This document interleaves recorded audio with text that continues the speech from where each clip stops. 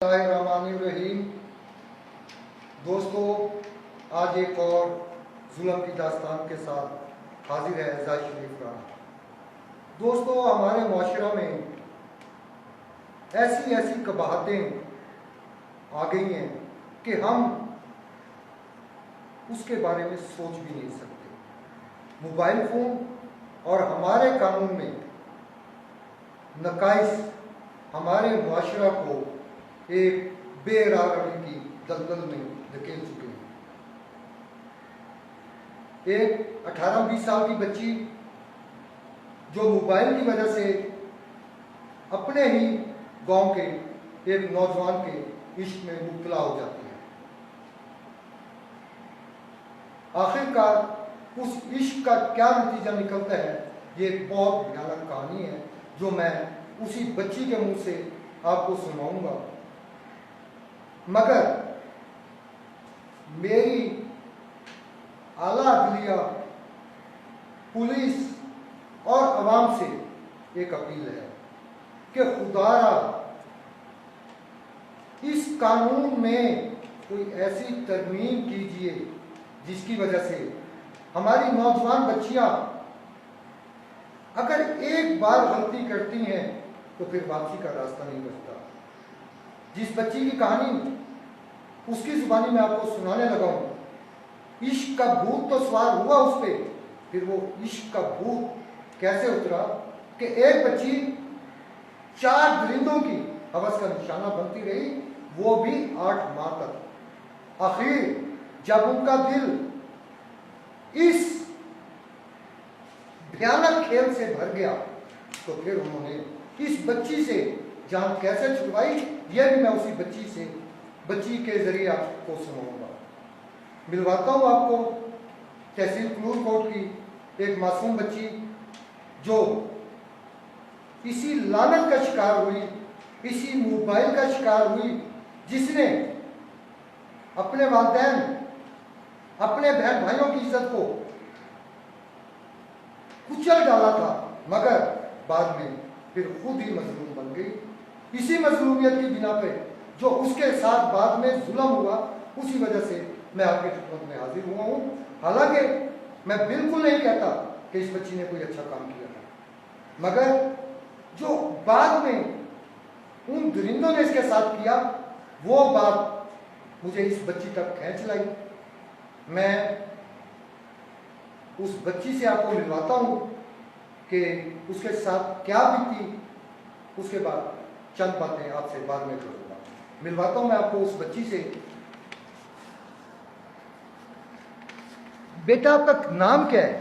मेरा नाम शनाज बीबी है। शनाज बीबी, ये आपने थाना जंडावाला में एक दरख्वास्त दी है, ये जो मेरे पास है, ये क्या क्या वकूआ हुआ है आपके साथ? जी 2 साल हो गए मेरा अबू पोती ये आदमी मेरे घर आंदा वेंदा आई हफीजुल्ला जी जी इसमें शादी ते झांसा देते मैं प्यार मोहब्बत दी गल्लां करेंदा या दई मैं तनी शादी करे सा इसमें फसा के दे साल दे दियो कोई काम करेंदा रही मेरे को आंदा वेंदा रही मैं जाती करेंदा रही मैं इसनु आदमी मैं शादी कर याद आई हाथ में शादी करे सा मैं इसमें आखिर तंग की तो मैं कहता मेरी जिंदगी बर्बाद की थी तो मैं शादी कर इस आखे ठीक है मैं तनी शादी ना करी ना मैं तनी घिन वैसा एक डेढ़ी चिट्ठी कार थी शाम में ले आए। मैंने आखा साहब मेरे नाम मेरे मोबाइल भी मैंने दिखता है फोन मैंने की था मेरा भाई को काम में धरी आई मेरी अम्मी सामने गई आई मेरी माँ है बीमार। मैंने इस फोन की था मैंने यहाँ कार से सड़क उत्ते खलोती तकरीबन 1 किलोमीटर मैं जिले मैं इस कार उस दिन नाल गई जिले मैं कार चढ़ी 3 बे आदमी है 2 तो मैं सियाणी है 3 मैं ना सियाण दी ना मेरे पिस्तौल रखे ना कुछ और की तो ही दसा तेन फैर मार वैसू उतू ये मैंने गिन ना कैसा तेन बखर खड़ेसू बखर मैंने गिन उत्ते के ना मालूम जाते मैं रखा ने मैं नहीं पता कौन आई आखा ने सारा दोस्त है इसके घर तू 3 रहे 3 दिन बाद असा तेन निकाह करेसू मैं 3-4 रे उथे वधी रही 3-4 दिन तो बाद ही बहने मेरे को फिर के वाला ने मैंने ज्यादा ही करे ने मैंने आखा ने ये बात की ना ध्यान मशवरा की थे बेकिस ना निकाह कराऊं चाहिए कोई सारे खिलाफ कार्रवाई न थी वही जी बात ना मैंने एक बंदे निकाह करवाया मैं नहीं पता मैंने क्या निकाह करवाए मैं तो अंगूठे ही लगा के देने दस्तखाती करवा के देने एक जाते में चाकड़ा में जाते मेरे नाल कोई मौलवी शौलवी ना मैं कोई डिठा है ना मैं को पता है इना का सारा तना निकाह हो गई है 7-8 महीने मैंने रखी रहन तर मैंने ज्यादतियां करिंदे रहन ना मैं पीछा वलाने ना मेरे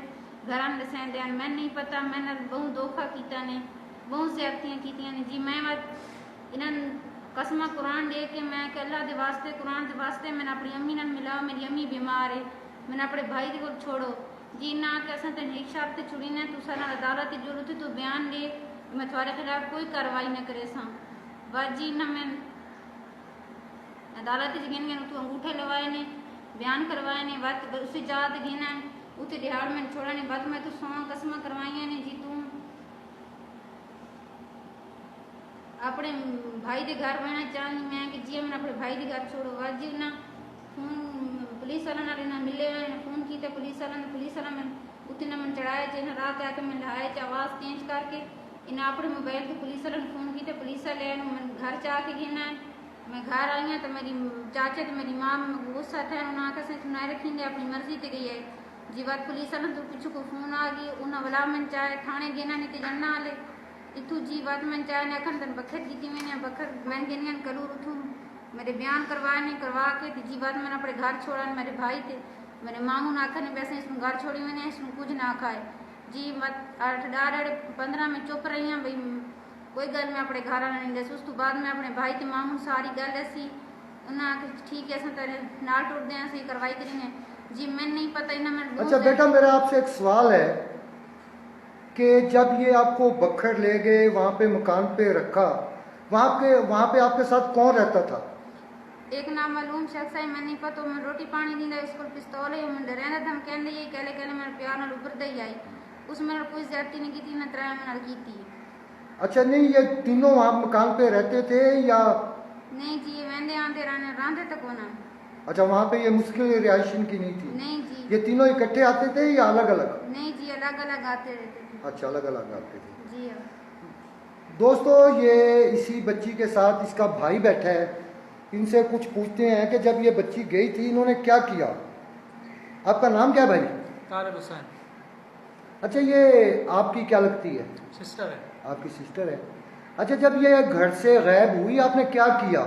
जब ये घर से गायब हुई तो हम हफीजुल्लाह के वालिद के साथ पास गए कि हमें अपनी बच्ची वापस चाहिए।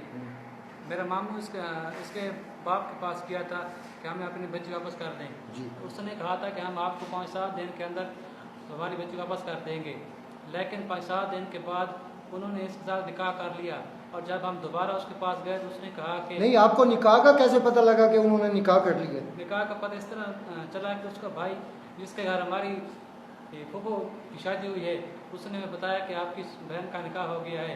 जब हम इसके पास गए तो इसने कहा कि आपकी बहन का निकाह हो चुका है और आप कुछ नहीं हो सकता, इसलिए हम चुप हो गए। ठीक बच्चा आप क्या चाहती हो? आप मैं आप चाहती हूँ उनको कड़ी से कड़ी सजा मिलनी चाहिए। नहीं जब आपका निकाह हुआ था आपको ये इल्म है कि आपका निकाह किसके साथ हुआ है? नहीं जी मुझे नहीं पता किसके साथ मेरा निकाह। नहीं उन्होंने कोई मौलाना साहब आए होंगे, किसी अदालत में आपको ले गए होंगे, फिर आपको कैसे नहीं पता कि आपका निकाह किसके साथ हुआ है? मैं जी कोई आदमी नहीं थे ये त्राय रहन मेरे को अंगूठे से अंगूठे दबाने मैं कोई पता नहीं। नहीं आपको ये नहीं इल्म कि आपका शोहर कौन है? नहीं जी मुझे नहीं पता मेरा शोहर कौन है। आपने कभी पूछा भी नहीं है उनसे? जी मैं पूछ दिया तो वादन सारा तना निकाह है। नहीं किसके साथ है ये नहीं बतलाया जी उन्होंने? मुझे नहीं पता मेरे कहना निकाह है। मतलब वो तीनों आपके खामिद बने रहे हैं? जी हाँ। दोस्तों ये जो आज अब आपको मैंने कहानी सुनाई है, हमारा मुआशरा कहाँ पे पहुंच गया है। ये बच्ची कहती है कि मुझे अपने खामिद का इल्म नहीं है कि मेरा निकाह किसके साथ हुआ। सबसे पहली गलती इस बच्ची की है कि इसने अपनी रवायात को, अपनी अखलाकी इक़्तिदार को और अपने मजहब के कानून को तोड़ा। सबसे बड़ी गलती कि अपने ही एक पड़ोसी से ताल्लुकात इस्तवार किए, फिर उसकी बातों में आकर अच्छे मुस्तकबिल की खातिर ये उसके साथ घर से भी चली जाती है।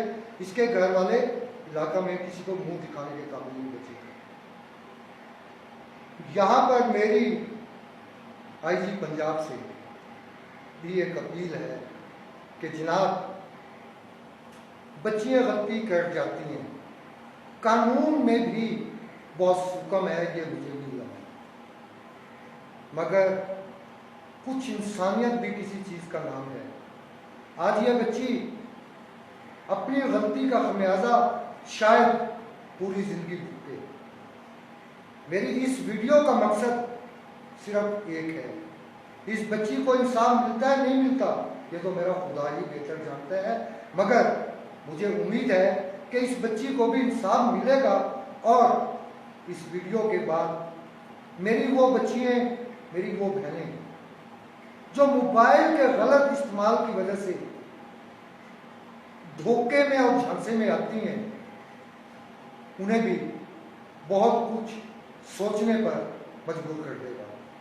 और ये बच्ची हो सकता है कि और कई बच्चियों के घर, कई बच्चियों की इज्जत और पूरी जिंदगी खराब होने से बच जाए। आईजी साहब, उम्मीद है आपसे भी, आरपीओ सरगोदा से भी और डीपीओ बकर से भी कि इस बच्ची को इंसाफ जरूर मिलेगा। अगर ये बच्ची वाकई सच्ची है, अगर वाकई ऐसे हुआ है, मैं कोई तस्दीक नहीं कर सकता कि ऐसे हुआ है, मैं बिल्कुल नहीं कह सकता कि बच्ची झूठ बोल रही है। मुझे इतना इल्म है कि कोई भी इस उम्र की बच्ची इतने बड़े इल्जाम लगाकर अपनी पूरी जिंदगी तबाह कर दी, कहीं ना कहीं कोई ना कोई इसमें हकीकत है। आप इस बच्ची को हक़ाइक़ के मुताबिक इंसाफ दिलवाने में अपना किरदार अदा करें। और मैं अपने दोस्तों से भी अपील करूंगा कि इस वीडियो को इतना फैला दें कि इस बच्ची को अगले 24 घंटे में इंसाफ देने वाले इदारे इंसाफ देने पर मजबूर हो जाएं। और वो लोग जो मासूम बच्चियों को वर्गलाकर शादी का झांसा देकर इनके साथ जुल्म और ज़्यादती करते हैं, वो अपने अंजाम को पहुंच सके। बहुत शुक्रिया।